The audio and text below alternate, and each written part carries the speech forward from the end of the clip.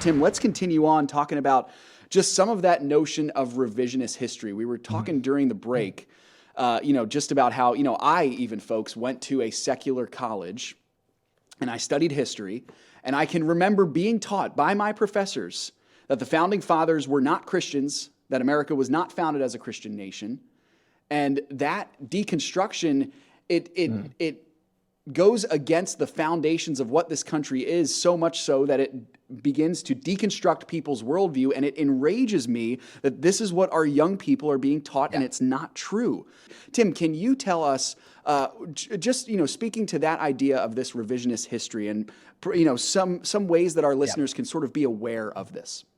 Yeah, and Seth, I would point out too, as you mentioned, going to a secular university, if you look at the kind of situation with university in general today, if you look at a modern university, even Christian universities, unfortunately, in many situations, they are teaching so much bad history. And really, in general, there's so much propaganda from universities in general with academia, where the current position is that, unfortunately, there's people listening, there's people watching right now that their kids have gone off to university and their kids came back totally different. And the parents are like, I don't even know what happened to my kid. I raised my kid to be different than this. They went to university and they're totally changed.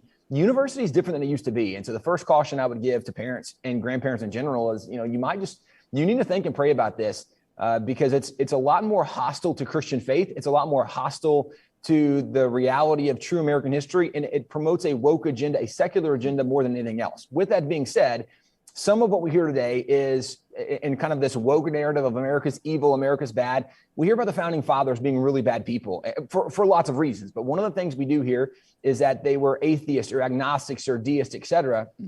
I would point out, if you look at the founding fathers, there were 56 guys that signed the Declaration. There were 55 that helped frame the Constitution. There were 90 who helped frame the Bill of Rights. Not a single one of them ever identified as an atheist or an agnostic, and only one of them ever identified as a deist. And that actually was Benjamin Franklin, and he wrote that in his autobiography. But I would encourage people, if you even read Franklin's autobiography, on the same page where he said he was a deist, he said when he was young, he decided to become a deist because he thought that seemed reasonable to him. He said, and this is literally like the next sentence, he says, but he quickly realized that deism, although there might be some truth in aspects of it, was not beneficial to him and was of no use to society as a whole. So he quickly left that belief behind. So the only founding father who ever claimed to be a deist in his own autobiography, like he alludes to the fact that he was a deist for like a day and a half, and then he left because it didn't make sense anymore. And yet today, we hear the founding fathers, they despised God, they were secular, that they wanted a secular nation, that this notion of separation of church and state, they didn't want religion to be a part of government. That is totally inaccurate from historic documents, which, as we mentioned on the last segment, we have what's considered the largest private collection of original documents. So we actually have hundreds of handwritten letters where they even talk about their faith and the importance of God in their life or God in government. This is something that is incredibly well documented. It's just that we don't spend much time in original documents anymore. And part of what we're seeing even with revision is that even now when kids are learning some of the old documents in a new method, for example, for those that maybe are watching online, you can see the example I'm going to hold up. For those listening, I'll try to explain it so that you can hear it very well.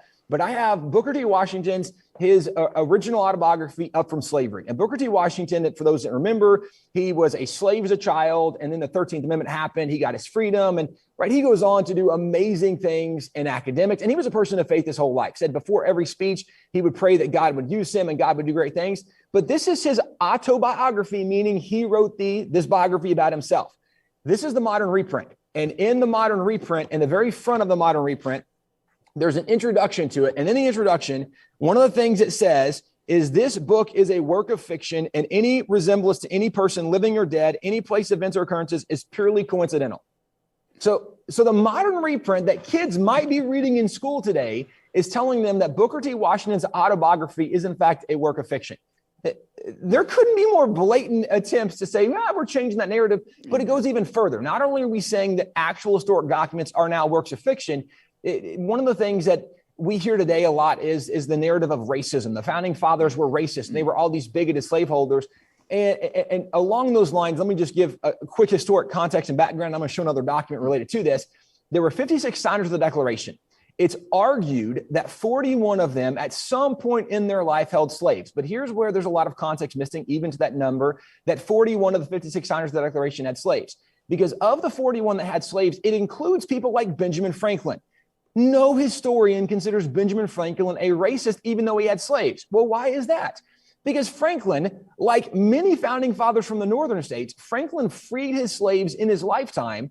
And then Franklin actually became the president of the Abolition Society in Pennsylvania, working to end slavery in the entire nation. So Franklin, even though at one point he had slaves, came out strongly, ardently against slavery, as did the majority of the founding fathers who even owned slaves. And today, people don't understand that. They don't know the narrative that just because someone at one point in their time or at one point in their life had slaves, they didn't stay that way their whole life. It'd be like looking at the Apostle Paul.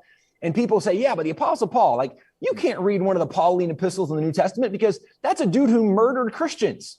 Amen. Well, yes, at one point, the Apostle Paul, in fact, was Saul, and he did kill Christians, and he thought he was honoring God to do that. But then Jesus got a hold of his life, and his whole life changed, and his whole motivation in life changed, and he lived a very different life. That's the reality of so many of the founding fathers, that we don't hear the whole story. Amen. Even one of the things in the Declaration, when Jefferson drafted the Declaration, this very famous phrase, right? We hold these truths to be self-evident that all men are created equal. They're endowed by their creator with certain inalienable rights, et cetera, on it goes. One of the arguments today people say is that the Declaration is a racist document because when Thomas Jefferson said that all men are created equal, he was only referring to white men being created equal. One of the very cool things we have in our collection is we have a copy of Jefferson's original draft of the Declaration of Independence. It is a 4-page draft. When Thomas Jefferson died in 1826, they began collecting and compiling his writings. And the writings were compiled in 1828. They were coming out with the first multiple volume set of his writings, but they found the original draft of the Declaration of Independence. They decided they wanted to reprint it. And so they did reprints of it. And they did essentially what's known as an ink lift. They put another document on top. They wet the document down. They then lifted that document off. So they had actual ink from the original document on this copy. And then from that copy of the original, they made multiple copies. We have 2 of the actual original copies they made from that ink lift. What's worth noting, and actually people can go online, and I would encourage you, don't take my word for this, go look it up. Go read the original draft for yourself. In the original draft on the 3rd page, the longest grievance in the entire Declaration of Independence was a grievance against the slave trade and against slavery. And in this, let me just read a line for this. It says that the King of Great Britain has determined to keep open a market where men should be bought and sold. And he actually fully capitalizes. This is Jefferson. Jefferson fully capitalizes the word men, talking about the African slaves who were being bought and sold. And Jefferson goes on to talk about how despicable this is, and it shouldn't happen in America, and we need to end this in America. This is one of the grievances in the Declaration. The reason it didn't appear in the final draft is because John Hancock, who was the president of Congress, said we're only going to put in the final draft what's unanimous, because if not all 13 colonies agreed to it, John Hancock said the king might be able to come in and pull us apart by our own separate interests, and then we'd be divided, and this will only work if we're all united. Well, Jefferson writes that when this draft was being debated in the Continental Congress, that there were 2 states who opposed this grievance in the Declaration. And those states were South Carolina and Georgia. They said, we haven't really tried to end the slave trade or slavery at this point in our state, so we don't think that needs to be included.